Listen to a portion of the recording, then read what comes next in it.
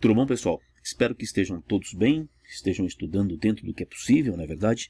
Que estejam cuidando de sua saúde, da saúde principalmente de quem está à sua volta. Então, nesta aula 10, a gente vai tratar da primeira fase do modernismo e seus autores fundamentais.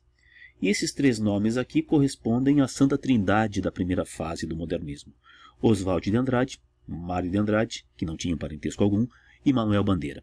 Os dois primeiros, paulistas, tá, de nascimento mesmo, e Manuel Bandeira, pernambucano, que depois vai se radicar no Rio de Janeiro. Então você vai ver no material que há menção também a Menotti Delpicchia, a Cassiano Ricardo, a Raul Bopp, que foram escritores que se preocuparam muito com a questão da imagem do folclore brasileiro e produziram textos que remetiam a esse universo das pesquisas sobre a natureza brasileira, sobre os tipos brasileiros.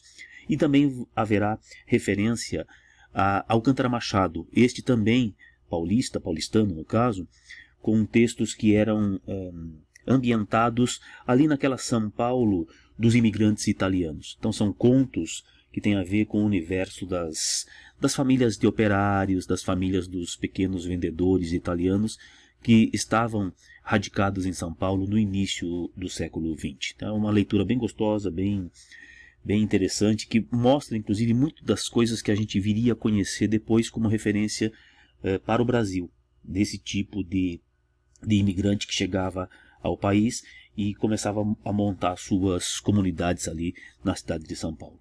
Bom, mas falando dos três, porque o que nos interessa são esses três principalmente, né? A gente começa pensando, quando fala em modernismo, nesse cidadão, Oswald de Andrade. Oswald de Andrade era conhecido como ponta de lança do modernismo brasileiro, ou seja, aquele que foi o iconoclasta maior. Existem pessoas, você sabe, que às vezes tornam-se maiores do que suas obras. Existem pessoas famosas cuja obra acaba sendo maior do que a figura dela como pessoa em si. Existem aqueles que conseguem equilibrar a sua projeção como homem, como ser, e a sua obra. Oswald de Andrade, durante muito tempo, ele teve a sua imagem muito maior do que a obra.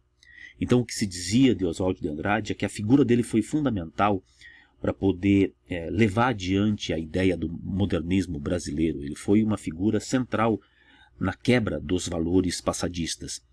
E se deixava a obra de Oswald num segundo plano. Isso tem sido revitalizado aos poucos, isso tem sido revisto, inclusive, com relação a imaginar que a obra dele fosse menor. A figura dele, sem dúvida, é fundamental como elemento de quebra das referências antigas por conta da postura dele, por conta daquilo que ele agitava, jornalista que era, embora ele fosse formado em Direito, ele tivesse estudado no Largo de São Francisco, na Escola de Direito da USP, ele trabalhava no jornalismo. Então, durante muito tempo, realmente ele não esteve tão relacionado à imagem do literato, daquele que fazia da vida como profissão a literatura, como meio de vida. Mas aos poucos isso vai sendo revisitado, vai sendo revisto, e a imagem do Oswald de Andrade e a sua obra principalmente começam a ficar em outros níveis. Então o nome dele está muito associado a essa noção da quebra das referências. Então, quando a gente pensa no Oswald no primeiro momento, você pode pensar naquele que veio para anarquizar tudo e para mostrar que havia necessidade de uma transformação, de uma mudança. A obra do Oswald de Andrade, inclusive pela linguagem que ele vai apresentar, trazia os chamados poemas piada, os poemas pílula, que são poemas curtos, poemas muito imediatistas, representando inclusive o dinamismo da época, né, a rapidez da época. E aí ele vai fazer, em função desses poemas do seu trabalho, uma releitura, uma maneira de rever os textos e as imagens que nós tínhamos do Brasil, porque uma preocupação dele profunda vai ser justamente com a valorização daquilo que é brasileiro. Ele vai criar dois movimentos, como você bem sabe, o pau-brasil e o movimento da antropofagia, que se preocupam com a valorização da cultura e da arte brasileiras. E nesse sentido ele vai reler de maneira crítica aquilo que existia consagrado dentro da arte, dentro da cultura, da literatura brasileiras. Vai fazer muita paródia por isso mesmo. Então a gente vai ver alguns casos de poemas em que ele está fazendo a releitura de alguma coisa que a gente conhece, mas sob o olhar de um homem que é o homem modernista, é o homem moderno, né? Vai usar isso, e aí muitos dizem inclusive que por conta de abusar dessa irreverência, dessa ironia, é que durante algum tempo a obra do Oswald acaba não tendo o valor que merecia, porque ele vai ser profundamente irônico, irreverente, ele vai teorizar muito sobre o modernismo, ele vai lançar os seus manifestos, mas ele não vai ser um teórico, por exemplo, como é Mário de Andrade, profundamente voltado à pesquisa, profundamente voltado à análise da cultura e da realidade brasileira. O Oswald era muito mais um homem de ação, e nesse sentido ele se envolveu com política, depois de algum tempo de sua ação como modernista, engajou-se no Partido Comunista, e aí ele tem uma ação que é uma ação diferente da ação, da proposição do Mário de Andrade, por exemplo, que era um homem muito mais introvertido, muito mais voltado à pesquisa cuidadosa, calma, para tentar dizer o que seria ou quais seriam os caminhos do modernismo. Assim como Oswald, assim como Bandeira, esses três nomes iniciais, assim como Oswald não, assim como Mário de Andrade, assim como Bandeira, o Oswald vai compor esse grupo aí, essa tríade de pessoas, de autores que vão fazer e vão abusar do experimentalismo formal. O que é isso? Propor um tipo de escrita que quebre, que rompa com tudo aquilo que se conhecia. Então, em alguns dos romances os poemas sim, lógico, né? Mas em alguns dos romances do Oswald, como Serafim Ponte Grande ou Memórias Sentimentais de João Miramar, o que você vai ter é um tipo de escrita que realmente rompia. Inclusive, em alguns momentos, assustava pela quebra da linearidade, pela maneira como se costurava, como se estruturava a progressão das ideias, tudo muito fragmentado, reproduzindo, de novo, quem sabe aquela ideia de que a literatura devesse mostrar o dinamismo vivido por eles então. Então, esses três poetas, Oswald de Andrade, Oswald porque ele queria ser chamado assim, né, brasileiro, Oswald, Mário de Andrade e Manuel Bandeira vão trabalhar muito com essas possibilidades de escrita que seriam uma marca do rompimento com o passadismo parnasiano, com o passadismo simbolista, por exemplo. Então, experimentalismo formal, mais uma das marcas fundamentais, e linguagem coloquial, uma linguagem que fosse mais próxima, mais simples, inclusive para que as pessoas percebessem que literatura se fazia também com o modo como o brasileiro falava, não todo aquele rebuscamento que se conhecia até então, mas uma linguagem que fosse uma linguagem, por assim dizer, real, verdadeira. Então, se a gente pensar no Oswald e na sua produção inicial, a gente teria, veja, logo ali depois da Semana de Arte Moderna, Memórias Sentimentais de João Miramar, em 1924. E aí, uma obra que é fundamental, que é a Poesia Pau-Brasil, junto do Manifesto Pau-Brasil, em 1925. E aqui vinha uma primeira das grandes ideias do Oswald. Veja, ele vai produzir uma obra muito importante ali, em 24, Memórias Sentimentais já mostrava uma quebra total com relação aos modelos anteriores. Mas na Poesia Pau-Brasil há um manifesto do Pau-Brasil, que dizia que a poesia brasileira era uma poesia que representava uma arte que deveria ser exportada. Portanto, uma concepção de imagem, né, uma visão da nossa cultura, da nossa arte, que era uma visão positiva, de alguma coisa que não precisaria ficar copiando modelos externos, porque nós tínhamos referências que podiam muito bem ser, elas sim, exportadas, elas poderiam ser referência para o que estava lá fora. E aí a gente vê aqui um trechinho do Manifesto do Pau-Brasil. Então veja como já aqui um elogio àquilo que é nosso, uma crítica ao que é passadista, enfim, uma maneira diferente de ver a referência brasileira como possível e passível de virar poesia, de virar arte e ser exportada. Então começa assim, né? A poesia existe nos fatos. Os casebres de açafrão e de ocre nos verdes da favela, sob o azul cabralino, são fatos estéticos. A paisagem brasileira é um fato estético, né? O carnaval no Rio é o acontecimento religioso da raça. Ao Brasil, para ser exportado. Wagner, o compositor de música clássica, submerge ante os cordões de Botafogo. Então, Wagner é muito menor, se afunda diante dos cordões de carnaval do bairro de Botafogo. Bárbaro e nosso. Então, caminha por esse sentido. A invenção, a surpresa, uma nova perspectiva, uma nova escala. Qualquer esforço natural nesse sentido será bom. Poesia para o Brasil. O trabalho contra o detalhe naturalista, pela síntese, ser conciso, sem ficar descrevendo como os naturalistas faziam. Contra a morbidez romântica, pelo equilíbrio geômetra e pelo acabamento técnico. Contra a cópia, pela invenção e pela surpresa. Uma nova perspectiva. Tá aí, a proposta do Oswald de Andrade. E aí justificando porque ele é o ponta de lança mesmo, porque ele vai teorizar isso e vai propor uma maneira diferente de ver tudo. Tudo que era até então referência para se traduzir em arte, em poesia no Brasil, em literatura no Brasil. Então nós tínhamos aqui a ideia das propostas de renovação, uma crítica àqueles que eram os valores passadistas. Esse é um trechinho do Manifesto para o Brasil.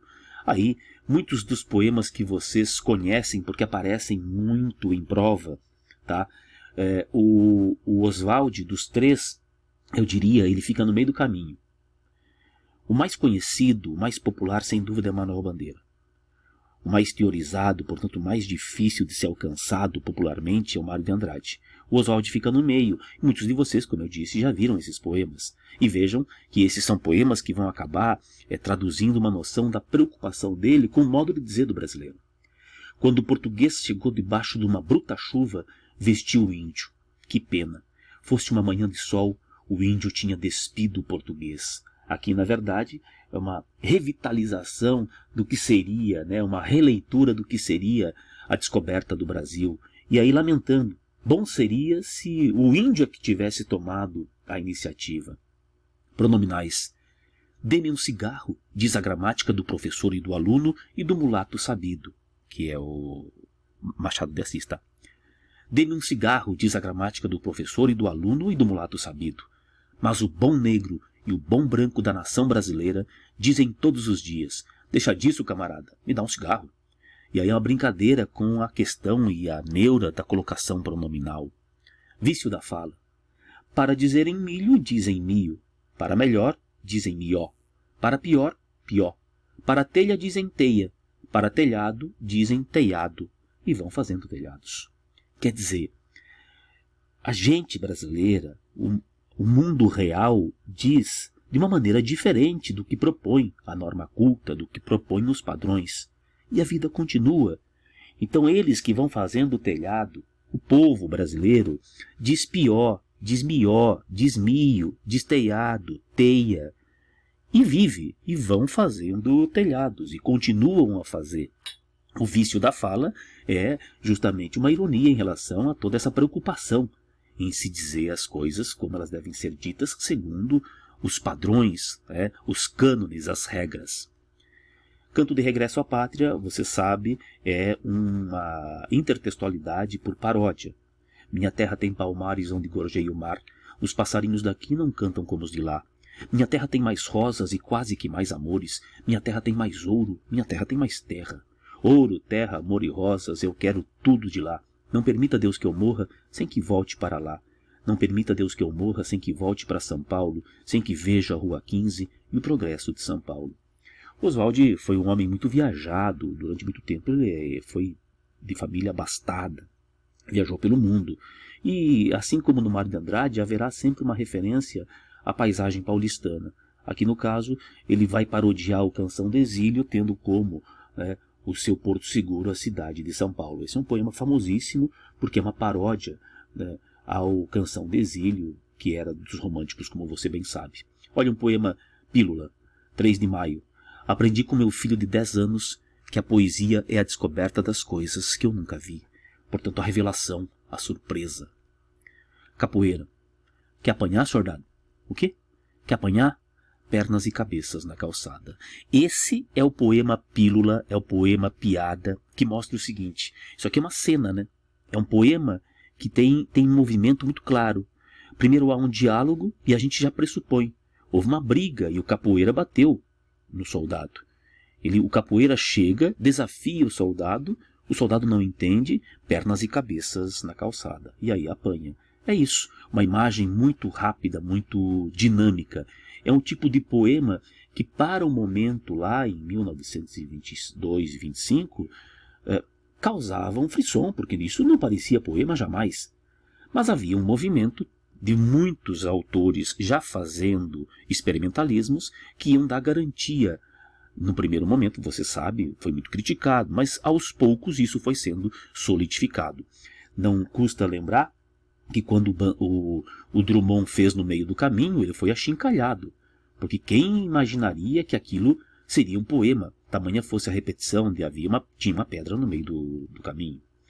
Esse livro é um livro bastante experimental também. Primeiro caderno do aluno de poesia Oswald de Andrade, já é de 1927, e aqui surge em 28, então, um outro grande texto, um outro grande documento, manifesto antropófago, que vai propor, de uma maneira muito mais aprofundada, numa reação aos movimentos verde-amarelismo e ao movimento da ANTA, a escola da ANTA, que eram escolas que propunham rechaçar de qualquer forma tudo aquilo que fosse estrangeiro. O manifesto antropófago, o movimento da antropofagia, do Oswald, da Tarsila, do Raul Bopp, era um movimento que propunha deglutir, engolir as boas referências, as referências externas, portanto estrangeiras, aquilo que fosse arte, fosse cultura estrangeira, para devolver com uma marca que fosse nossa, com uma identidade que fosse brasileira. Portanto, eles não rechaçavam aqui, na antropofagia, não havia a xenofobia, não havia uma ideia de repelir totalmente, gratuitamente, o que fosse externo. E você perceba que, já nesse sentido, há um amadurecimento, né? Porque se antes o Oswald é aquele homem que quer destruir tudo, iconoclasta, aqui ele já começa a perceber que dá para fazer com que a poesia, com que a cultura e a arte brasileiras sejam transformadoras, melhor dizendo, a partir daquilo que possa ajudá-las, no sentido de ser absorvido e ser devolvido ao mundo.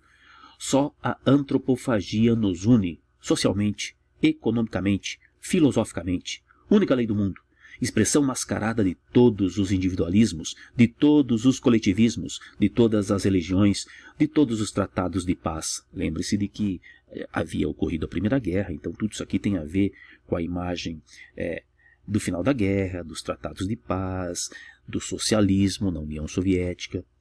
To be or not to be, there's the question. Olha aí a brincadeira então, né, com o Shakespeare, to be or not to be. Ser ou não ser, eis a questão. Para ele não.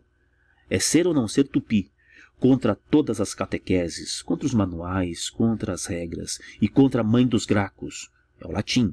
Só me interessa o que não é meu, lei do homem, lei do antropófago. Contra o padre Vieira, autor do nosso primeiro empréstimo para ganhar comissão. Antes dos portugueses descobrirem o Brasil já tinha descoberto a felicidade. Contra o índio de Tocheiro, o índio filho de Maria, afilhado de Catarina de Médicis e genro de Dom Antônio de Maris. A alegria é a prova dos 9, aqui uma crítica ao romantismo, no matriarcado de Pindorama, que era o nome primeiro dado pelos índios ao Brasil, não é? Então esse é um texto, um documento que mostra aí uma intenção do Oswald de já aprofundar a sua visão com relação aos caminhos do modernismo e da poesia brasileira, da arte brasileira. Seria um processo em que aquilo que fosse nosso deveria se apropriar do que era estrangeiro e do que fosse possível de ser apropriado para o bem, e que a gente transformasse esses valores, essas referências, numa coisa boa, né, numa coisa rica, com a marca, com o carimbo da cultura brasileira. Isso, como a gente viu na aula passada, foi feito anos depois, né, décadas depois, pelo tropicalismo, que vai incorporar, por exemplo, elementos do rock a uma música brasileira, tanto do ponto de vista estético quanto do ponto de vista do conteúdo, da forma também, né? E vai traduzir isso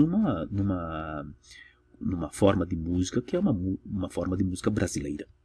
Serafim Ponte Grande, que é de 33, é um romance muito experimental, também com todos aqueles entrecortados.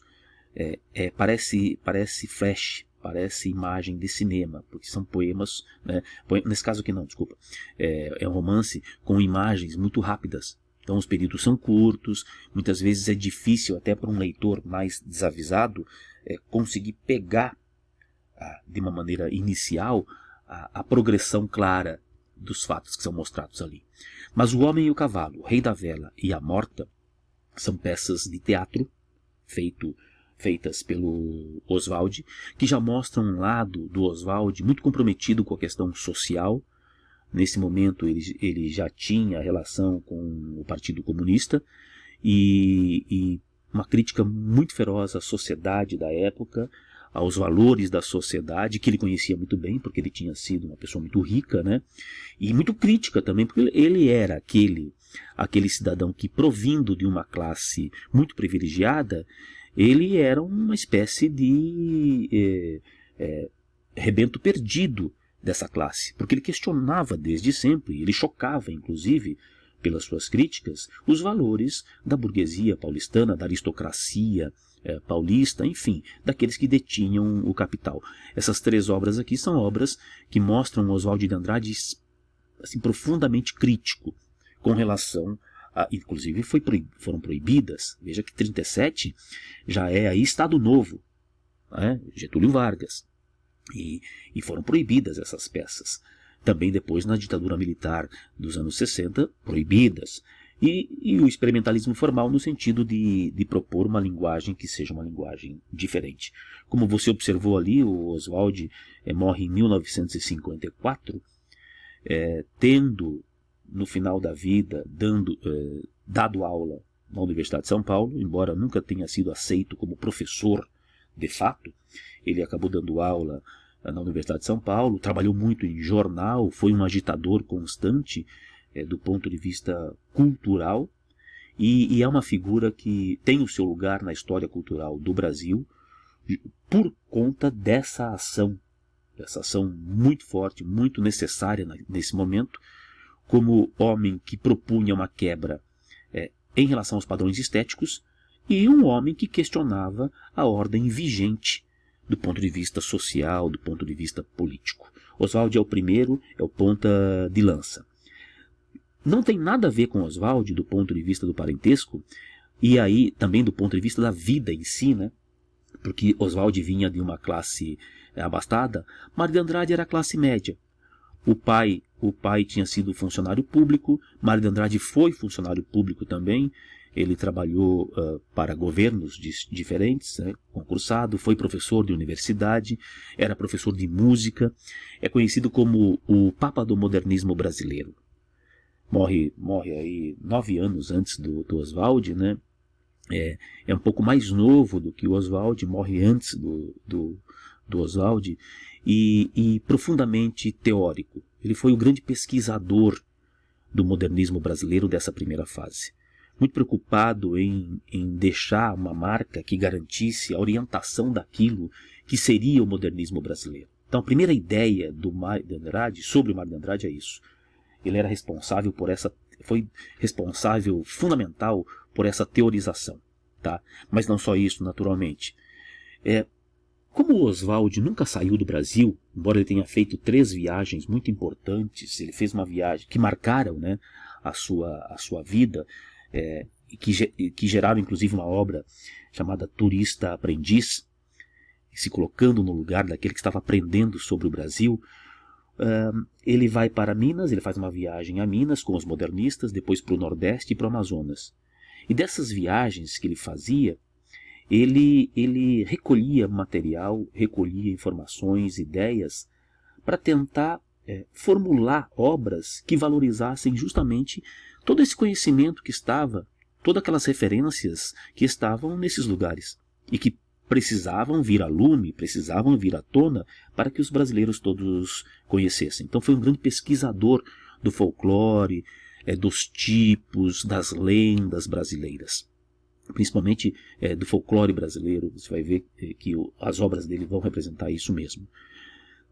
Como todos os outros dois que nós mencionamos, essa turma da primeira geração, não só os três aqui, né, mas os escritores da primeira geração, foram escritores que abusaram das possibilidades de experimentar formas diferentes de escrever. Então, quando você fala experimentalismo formal, você está pensando em maneiras distintas de experimentar a escrita, experimentar esteticamente alguma coisa de maneira diferente, tá?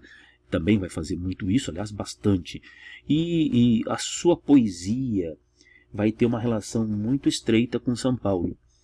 Ele num primeiro momento, inclusive, há muitas referências a essa questão espacial natal dele, né? Ele nasceu em São Paulo, viveu em São Paulo a vida toda, ficou um tempo no Rio de Janeiro, é verdade, ficou trabalhando no Rio, mas não aguentou, voltou para São Paulo, e então ele vai trabalhar em alguns poemas, em alguns momentos da vida, com muita frequência, o tema São Paulo. No final da vida, já vai aparecer a questão da reflexão existencial e vai se aguçar a crítica social, que sempre existiu na poesia do Mário de Andrade. E você perceba que esses três têm a crítica social e o experimentalismo formal como um tópico da sua linguagem, da sua obra.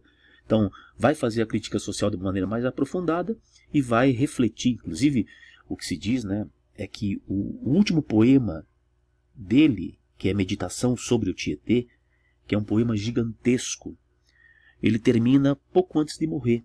Tem um ataque cardíaco e ele termina pouco antes de morrer, e é como se fosse uma espécie de balanço de tudo aquilo que ele tinha vivido até então, como ser humano e como um ser social que tinha um profundo papel, um reconhecido papel dentro do modernismo, né? Então tem um tom bem lamentoso, Meditação sobre o Tietê, que é esse último poema da vida do Mário de Andrade. Foi também um grande missivista. O que é isso? Um grande produtor, trocador de cartas. Então são famosas as obras, depois que ele morreu, naturalmente, e tem um baú, né? Havia o famoso baú assim como tem o baú do Fernando Pessoa, os baús, né? O Mário de Andrade tinha, né, o famoso baú dele, em que, como pedido era que certas coisas só viessem à tona depois de tantos anos depois de sua morte. Isso está lá no IEB, que é o Instituto de Estudos Brasileiros da USP, e se descobriram muitas cartas. Então, obras foram feitas sobre as cartas que o Mário de Andrade trocava com várias pessoas, personalidades do país, e que mostravam, inclusive, qual era a sua visão de mundo sobre muitas coisas. Um grande companheiro de cartas dele é o Manuel Bandeira. Trocaram cartas praticamente até o final da vida do Mário de Andrade. Tá? Então, continuando, a gente vê aqui que o primeiro livro dele, que não foi bem recebido, é verdade, é de 1917. É um livro meio sombrio de poesia. Ele nem lançou com esse nome Mário de Andrade, tá? Isso aqui não é uma edição primeira. Ele lançou com o nome de Mário Sobral, com pseudônimo. E não foi uma grande recepção, porque ainda havia tintas de uma certa escrita que não é uma escrita tão simples. Aliás, como eu falei antes, a maneira de escrever do Mário de Andrade, dos três, é aquela que é mais difícil para o leitor iniciante. Sem dúvida, o Manuel Bandeira é o mais próximo de um leitor médio. O Mário de Andrade, muito teórico que ele realmente se distancia nesse sentido de um leitor mediano. Mas aqui nós temos um livro em 22, justamente em 22, naquele ano fundamental, já começa, né, a sua referência a São Paulo aí, com Pauliceia desvairada. A imagem de desvario tem a ver com a loucura, tem a ver com a embriaguez daqueles jovens que estavam propondo coisas diferentes para a arte. A imagem de um movimento que começava a se organizar, a Semana de Arte Moderna vai ser muito disso, percebendo que havia uma transformação no ar. Os losangos todos aí, você daqui a pouco vai ver, tem a ver com a poesia que abre esse livro. Embora o que abre o livro Pauliceia Desvairada não seja um poema mesmo, tá? vai ser o manifesto. E o Losango Kaki, que é um livro posterior, já é de 26, já mostra o Mário de Andrade muito próximo dessas questões relativas ao Brasil e à cultura brasileira. Já é um apanhado de experimentalismos, inclusive com relação às suas pesquisas de folclore. Durante muito tempo, Mário de Andrade deu aula de piano, porque ele era estudioso de música e também deixou obras relativas à questão musical. Então era um artista multifacetado, polivalente, com escritos em várias áreas. A gente conhece o Mário de Andrade da poesia e de obras que são em prosa, das quais falaremos e você certamente já ouviu falar também. Mas foi muito além disso, tá? Escreveu documentos, cartas, teorizou muita coisa, como eu disse. Aqui, ó, só não vou ler tudo, mas é o início do Pauliceia Desvairada e o prefácio, chamado Prefácio Interessantíssimo, que é aquele documento que abre, era muito próprio dos modernistas de primeira geração, né, ter documentos que justificassem a sua postura. Então ele começa assim, ó: leitor, está fundado o desvairismo, por isso Pauliceia Desvairada, né? Este prefácio, apesar de interessante, inútil. Alguns dados, nem todos, sem conclusões. Para quem me aceita, são inúteis ambos. Os curiosos terão prazer em descobrir minhas conclusões, confrontando obras e dados. Para quem me rejeita, trabalho perdido explicar o que, antes de ler, já não aceitou. Quando sinto a impulsão lírica, escrevo sem pensar tudo o que meu inconsciente me grita. Penso depois, não só para corrigir, como para justificar o que escrevi. Daí a razão deste prefácio interessantíssimo. Aliás, muito difícil nesta prosa saber onde termina a blague, onde principia a seriedade. A blague, a espécie de piada. Nem eu sei. Aí ele termina assim: e está acabada a escola poética, desvairismo. Próximo livro, fundarei outra. E não quero discípulos.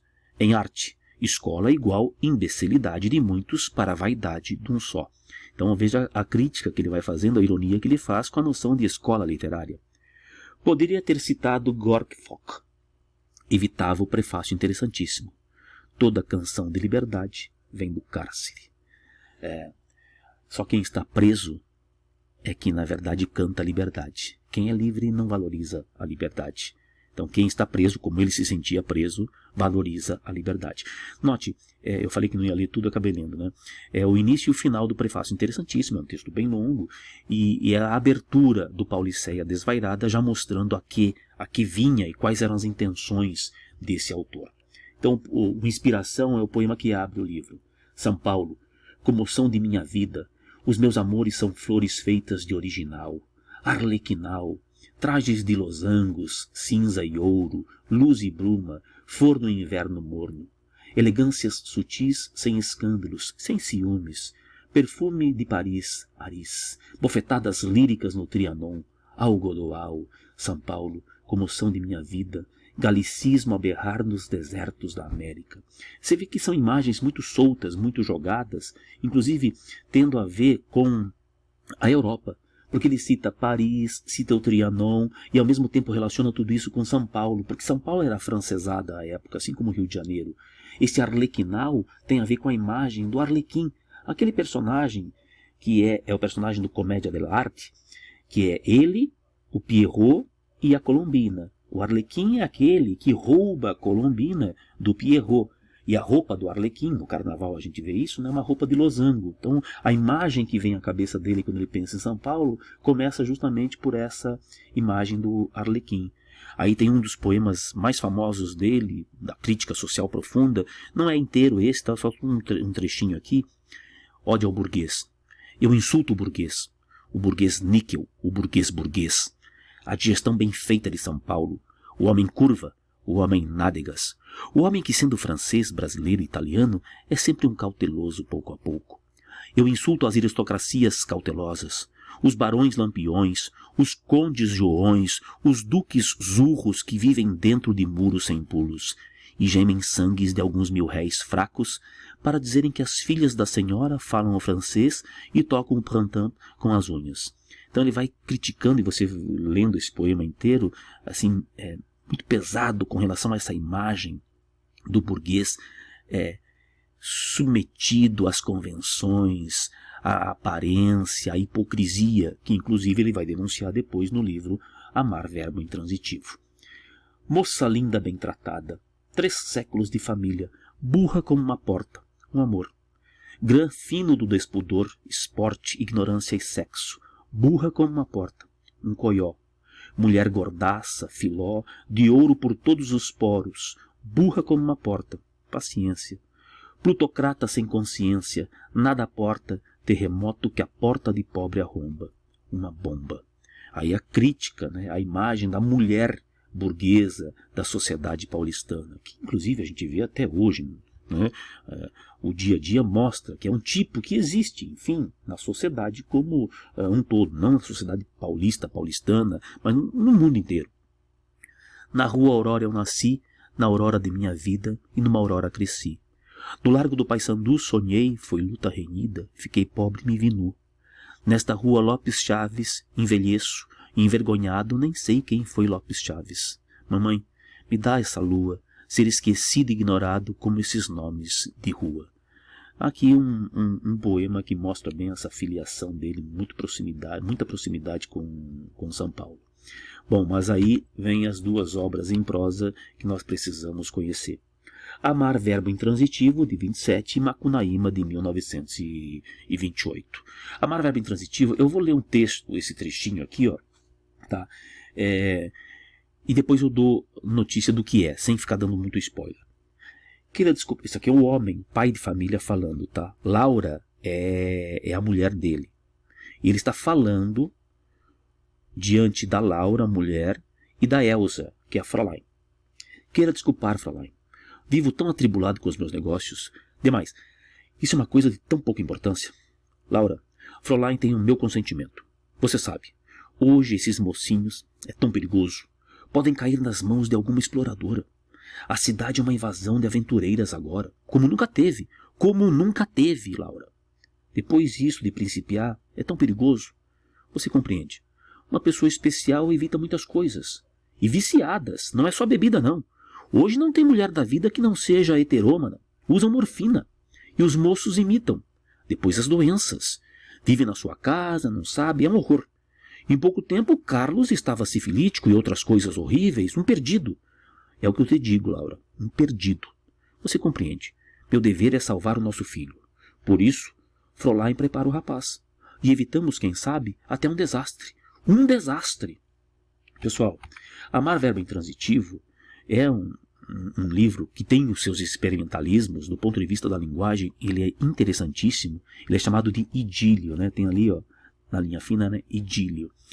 É a história, com todas as críticas à família burguesa paulistana, de Carlos, que é um menino, que é um adolescente, que vai aprender, que recebe em casa uma professora de alemão, que é a Elsa, que já tinha morado, ela é alemã, né?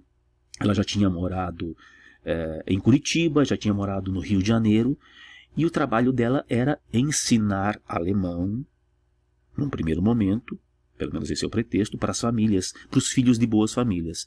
Mas, na verdade, ela iniciava os filhos das famílias ricas no amor, na vida sexual. Então, era um tipo de trabalho que existia à boca pequena e era conhecido das famílias ricas. Então, o Mário de Andrade vai mostrar, conta-se, né, que o Mário de Andrade teve um amor, teve um flerte com uma professora de alemão. E aí se questiona se não era a inspiração, se não tinha sido a inspiração para esse texto. Porque os detalhes do procedimento dela, como ela fazia isso, como se submetia, enfim, são bem reais, realistas. E, obviamente, aí tem a mão do escritor que vai ajudar a trabalhar com tudo isso. Então, o Carlos vai ser iniciado pela Elsa, com todo o aparato e as circunstâncias, os detalhes, como eu disse, dessa aproximação entre os dois. Ele, um adolescente, 15 anos, ela, uma mulher madura, que ensinava alemão, ensinava inclusive a irmã do Carlos também, né? E naquela passagem que a gente vê aqui, que a gente viu aqui, o pai está apresentando a Fräulein para a mãe, dizendo como seria o caso. Então, em algum momento ela vai iniciar o rapaz, para que o rapaz não tenha o início de sua vida sexual com qualquer moça e possa pegar a sífilis, etc, etc, etc. Vai vendo então, né, a objetificação das pessoas e toda a crítica que viria por trás dos valores da elite paulistana nas linhas de Amar, Verbo Intransitivo. Há um filme, Amar, Verbo Intransitivo, que é um filme antigo, tá? Na verdade não é Amar, Verbo Intransitivo, é Lições de Amor, em que a Fräulein, a Elsa, é vivida pela Lilian Lemmertz. Lilian Lemmertz, já falecida, é a mãe da atriz hoje conhecida Julia Lemmertz, tá? Ela fez esse filme, acho que nos anos 70. É um filme bem fiel à obra do Mário de Andrade. Mas em prosa, a grande obra do Mário de Andrade é essa aqui. Ó. No fundo do mato virgem nasceu Macunaíma, herói de nossa gente. Era preto retinto e filho do medo da noite. Houve um momento em que o silêncio foi tão grande escutando o murmurejo do Uraricoera que a Índia Tapanhumas pariu uma criança feia. Essa criança é que chamaram de Macunaíma. Macunaíma, o herói sem nenhum caráter, é um resultado de pesquisa, de tudo aquilo que o autor, que era um pesquisador imenso, né, poeta, músico, folclorista, prosador, queria fazer para reunir várias histórias que ele conhecia. Dizem que ele se baseou na viagem de um etnógrafo alemão que passou pela Amazônia entre 1911 e 1913 e recolheu várias lendas de vários índios. O que o Mário de Andrade faz é reunir tudo isso naquilo que ele chamou de rapsódia. A rapsódia, né, em termos de música, é um tipo de composição que junta vários temas, vários motivos populares. E aí nós vamos ter a história, então, de Macunaíma, essa personagem que muitos agregam a imagem do brasileiro como um todo, né? O Mário de Andrade fez a viagem lá para o norte, para o Amazonas, em 1927 e lança Macunaíma em 28. E essa é uma obra que tem vocábulo indígena, africano, provérbio, expressão popular, mostrando assim toda a amplitude da visão de um homem que era profundamente ligado à coisa brasileira, à realidade brasileira, mas a realidade brasileira que não era conhecida das cidades. Aquilo que era o Brasil profundo, o Brasil dos índios, né? A história de Macunaíma é que ele nasce e vai com os irmãos Jiguê, Manap, buscando aventuras pelo mundo. E aí ele encontra a rainha das Índias Amazonas, Assi, domina Assi, toma Assi como esposa, e aí ele vira o imperador da Mata Virgem. Aí tem um filho, né? Tem um filho que infelizmente morre. E aí Assi também acaba morrendo. Acaba morrendo, vira estrela, e antes de morrer, dá ao Macunaíma a Muiraquitã. Muiraquitã é um amuleto, que é uma pedra, né? Que acaba caindo na mão de um peruano, comedor de gente, que é o Venceslau Pietro Pietra. Bom, aí a história passa a ser a busca da Muiraquitã, recuperar a Muiraquitã desse peruano Pietro Pietra, que roubou a pedra do Macunaíma. E para onde eles vão cair? Saindo lá da Mata Virgem, do Amazonas, vão cair em São Paulo. E aí tem toda a história, que eu não vou mencionar aqui, né, para não vou dar spoiler mais do que eu já dei, toda a história da busca do Muiraquitã. Tá? Macunaíma já foi cinema também, naturalmente, um grande filme, tá? Esse filme, eu não sei aí de quando se é anos 60 ou 70, mas esse é obrigatório para quem gosta de cinema e literatura. Grande Otelo, Paulo José, tanto que ninguém tentou depois fazer uma releitura de Macunaíma, porque nem daria. É uma obra-prima do cinema mesmo, tá? Lógico que com todas as limitações de um cinema feito há décadas. E foi também tema de muitas escolas de samba. O mais famoso foi no caso da Portela. Em um momento conhecidíssimo do livro, o Macunaíma manda uma carta para as Índias e Camiabas. Então ele está em São Paulo e manda para elas uma carta, que é o trechinho da Cartas para Icamiabas. As muito queridas súditas nossas, Senhora Amazonas, 30 de maio de 1926, São Paulo. Senhoras, não pouco vos surpreenderá por certo o endereço e a literatura desta missiva. Cumpre-nos, entretanto, iniciar estas linhas de saudade e muito amor com desagradável nova.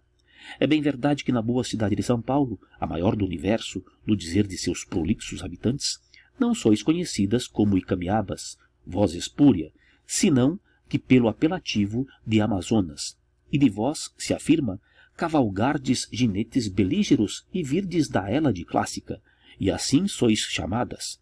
Muito nos pesou a nós, imperator vosso, tais deslates de erudição, porém, eis de convir conosco que assim ficais mais heróicas e mais conspícuas, tocadas por essa plátina respeitável da tradição e da pureza antiga.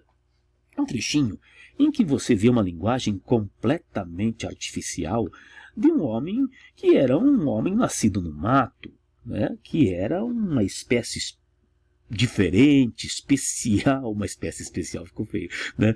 Mas ele está aqui tentando mostrar-se formal, e aí usa de algumas palavras que soam ridículas dentro do contexto.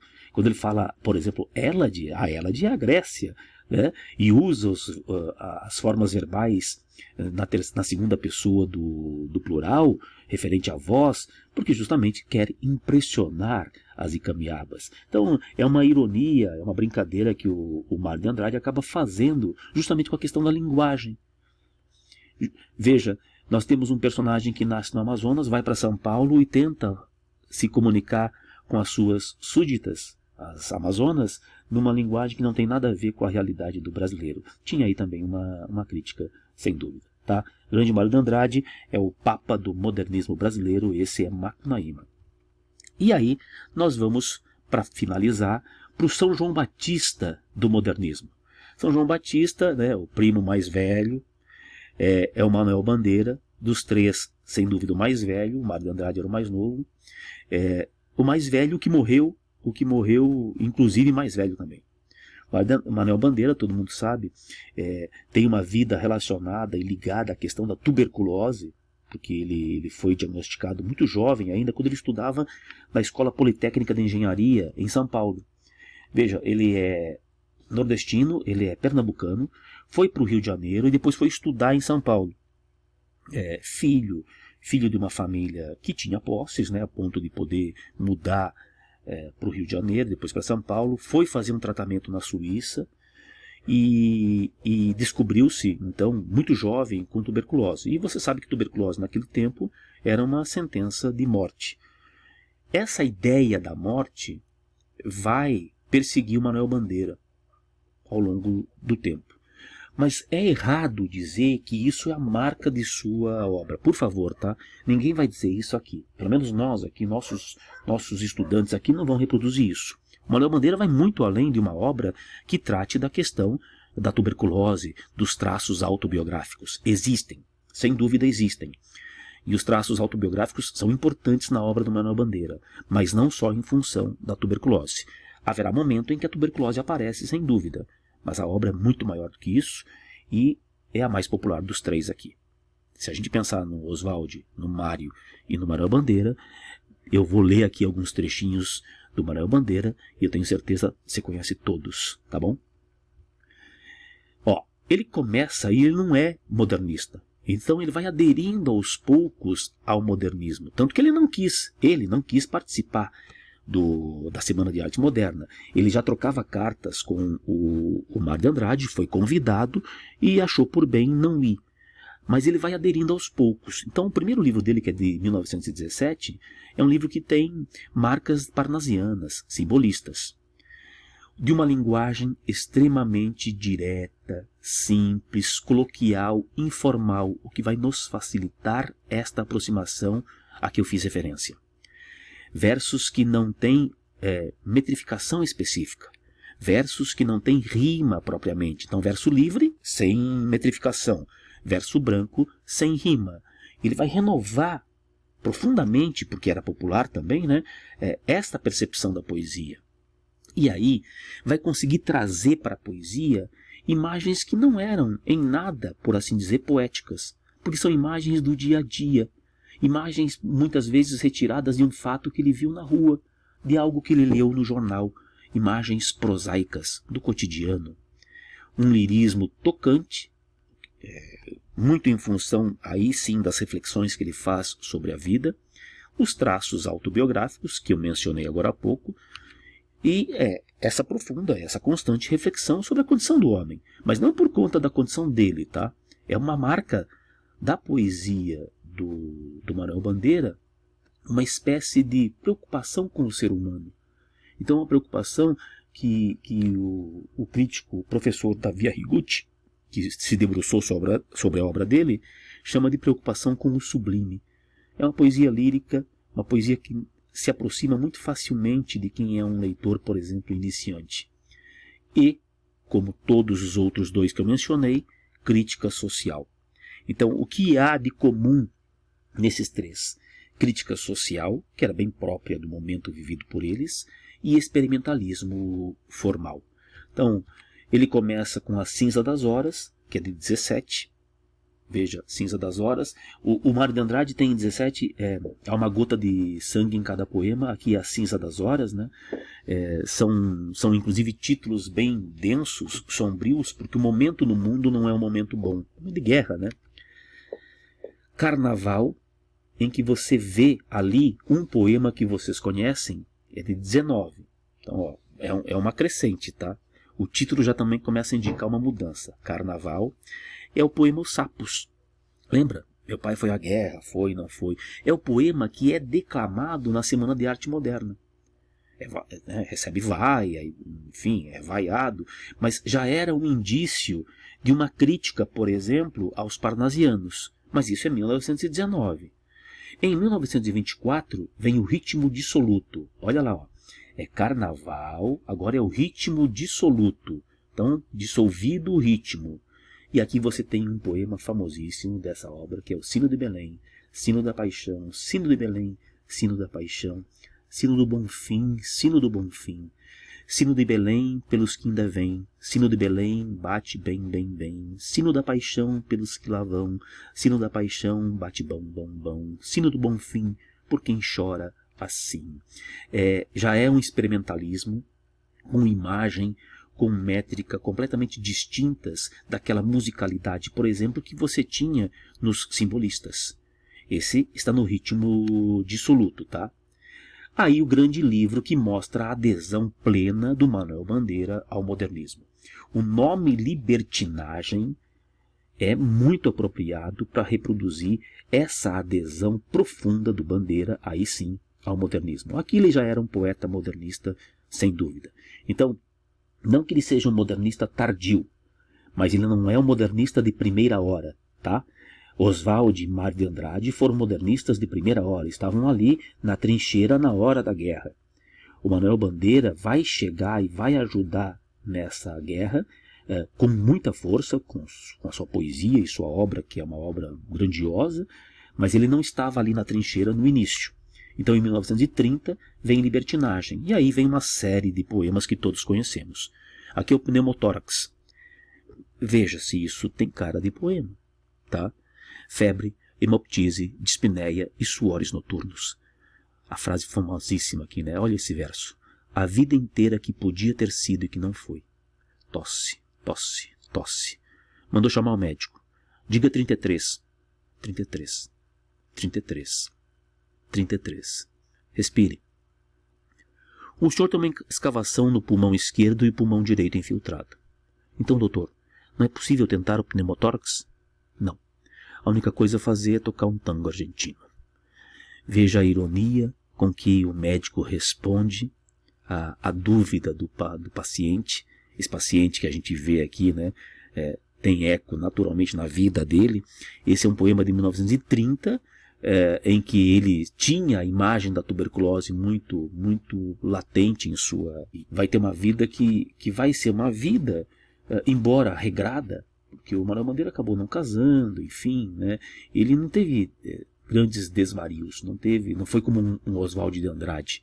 Ele teve uma vida de poeta, uma vida dedicada à literatura e a essa reflexão sobre o que era a condição humana, mas não só em função disso que é o ter tuberculose.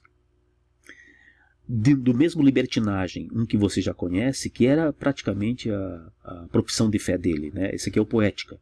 Então, estou farto do lirismo comedido, do lirismo bem comportado, abaixo os puristas, todas as palavras, abaixo todas as palavras, todas as construções, todos os ritmos, sobretudo os inumeráveis. Estou farto do lirismo namorador, político, raquítico, sifilítico. Quero o lirismo dos bêbados, o lirismo difícil e pungente dos bêbados, o lirismo dos clowns de Shakespeare. Veja que era uma clara confissão daquilo em que ele acreditava para ser poesia, para ser arte. O lirismo dele não é um lirismo pensado como era do parnasiano, é o Poética, né? Como era do romântico. No mesmo livro, esse muito importante é o Evocação ao Recife. Recife. Não a Veneza americana, não a Morristad dos armadores das Índias Ocidentais, não o Recife dos mascates, nem mesmo o Recife que aprendi a amar depois, Recife das revoluções libertárias. Mas o Recife sem história nem literatura, Recife sem mais nada, Recife da minha infância. E agora a gente vai ver então como é que essa imagem de infância dele acaba sendo recorrente. Rua da União, onde todas as tardes passava a preta das bananas com um chale vistoso de pano da costa. E o vendedor de roletes de cana, o de amendoim, que se chamava midubim e não era torrado, era cozido. Me lembro de todos os pregões. Ovos frescos e baratos, 10 ovos por uma pataca. A vida não me chegava pelos jornais nem pelos livros. Vinha da boca do povo, na língua errada do povo, língua certa do povo, porque ele é que fala gostoso o português do Brasil, ao passo que nós, o que fazemos, é macaquear a sintaxe lusíada. A vida com uma porção de coisas que eu não entendia bem. E por aí vai, nas lembranças que ele tem daquele tempo em que ele vivia na Recife. Esse poema se chama Evocação do Recife. Note que há uma passagem aqui que é metalinguística que mostra bem essa postura modernista de valorizar a língua oralizada, a língua como se fala, a língua falada, né? A língua do povo, a língua gostosa do jeito errado de falar, não é isso? Aí no próprio Libertinagem, um outro poema famosíssimo, veja, um poema tirado de uma notícia de jornal. João Gostoso era carregador de feira livre e morava no morro da Babilônia, num barracão sem número. Uma noite ele chegou no bar 20 de novembro. Bebeu, cantou, dançou. Depois se atirou na lagoa Rodrigo de Freitas e morreu afogado. É um poema. Eu estou lendo esses poemas para que você fixe, quando você olhar, quando você vir algum poema desse na prova ou na sua vida, você lembre que são poemas muito conhecidos e que pertencem a Manuel Bandeira. Teresa. A primeira vez que vi Teresa, achei que ela tinha pernas estúpidas. Achei também que a cara parecia uma perna. Quando vi Teresa de novo, achei que os olhos eram muito mais velhos que o resto do corpo. Os olhos nasceram e ficaram 10 anos esperando que o resto do corpo nascesse. Da terceira vez não vi mais nada. Os céus se misturaram com a terra e o Espírito de Deus voltou a se mover sobre a face das águas. Sabe aquela pessoa para quem você olha uma vez, não acha nada, olha a segunda, também não acha nada, e quando percebe, está hipnotizado. Aqui eu mudei o fundo para poder ler, porque quando eu separei, quando eu peguei o poema da internet, veio um fundo que atrapalhou, então vou deixar branco para não poder ler, tá? É um dos poemas mais famosos do Bandeira, Profundamente. Ontem adormeci na noite de São João, havia alegria e rumor. Estrondos de bombas, luzes de bengala, vozes, cantigas e risos ao pé das fogueiras acesas. No meio da noite despertei. Não ouvi mais vozes nem risos, apenas balões passavam, errantes. Silenciosamente, apenas de vez em quando, o ruído de um bonde cortava o silêncio como um túnel. Onde estavam os que há pouco dançavam, cantavam e riam ao pé das fogueiras acesas? Estavam todos dormindo. Estavam todos deitados, dormindo profundamente. Quando eu tinha 6 anos, não pude ver o fim da festa de São João porque adormeci. Hoje não ouço mais as vozes daquele tempo. Minha avó, meu avô, Totônio Rodrigues, Tomásia, Rosa, onde estão todos eles? Estão todos dormindo. Estão todos deitados, dormindo profundamente. É o que acontece com a gente, né? Onde estão as pessoas que passaram por nós? Estão dormindo profundamente. E aí eu vou terminar aqui, ó, com esse que é famosíssimo, e que todo mundo conhece também, Vou-me embora para Passárgada. Vou-me embora para Passárgada. Lá sou amigo do rei, lá tenho a mulher que eu quero na cama que escolherei. Vou-me embora para Passárgada. Aqui eu não sou feliz, lá a existência é uma aventura de tal modo inconsequente que Joana, louca de Espanha, rainha e falsa demente, venha a ser contraparente da nora que eu nunca tive. E como farei ginástica? Andarei de bicicleta, montarei em burro brabo, subirei no pau de sebo, tomarei banhos de mar. E quando estiver cansado, deito na beira do rio, mando chamar a mãe d'água para me contar as histórias que no tempo de eu menino, Rosa vinha me contar. Vou-me embora para Passárgada. Em Passárgada tem tudo, é outra civilização, tem um processo seguro de impedir a concepção. Tem telefone automático, tem alcaloide à vontade, tem prostitutas bonitas para a gente namorar. E quando eu estiver mais triste, mas triste de não ter jeito, quando de noite me der vontade de me matar, lá sou amigo do rei, terei a mulher que eu quero na cama que escolherei. Vou-me embora para Passárgada. Bom, você vê que é sempre também uma ideia de evasão por conta dessa reflexão sobre a condição em que nós estamos. Então a noção de evasão dele, lógico, é diferente da evasão que nós imaginamos no romantismo, mas é decorrente da situação em que as pessoas, em que os homens vivem. E no caso dele tinha um tracinho autobiográfico que contava muito para isso. Mas por que a gente se encontra muito com a poesia do Bandeira? Porque ele diz coisas que refletem angústias que são angústias universais, são angústias humanas. Há muitos outros poemas que eu não coloquei aqui também para não ficar muito exaustivo, né? Essa aula já se estendeu demais, inclusive. Mas é importante que vocês tenham essas referências para que quando você bater o olho, de repente, num texto como esse, você consiga relacionar de uma maneira mais imediata a autoria e o contexto em que eles foram produzidos. Tá? Três poetas fundamentais da nossa literatura, que abriram os caminhos de uma nova percepção e de uma nova concepção sobre arte no Brasil. Oswald, Mário e Manuel Bandeira. Beleza?